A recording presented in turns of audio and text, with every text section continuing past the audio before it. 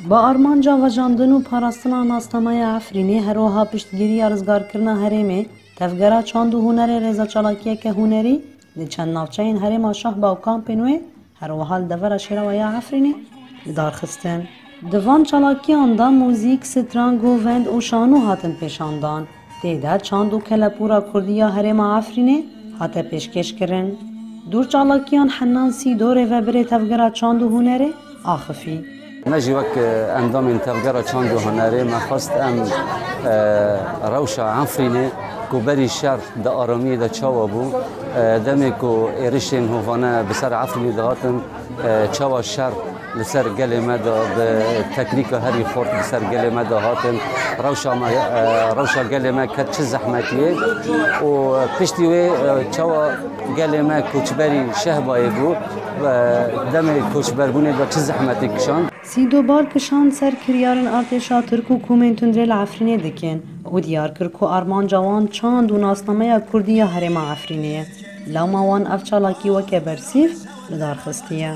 ام فکری ما گوت فیوسته کو دفه کو ام پیشی لقرکرنا چانده بگرن چونکی چاندا ما هر تم آرمانش تگرتن جالی دجمن و ام جی دخوازم به نامه بگیرن تفاهی جهان چاوا گلی کرد اصراره و هر چقدر زحمتی بیجی و وگرا عفنی مسو کرد.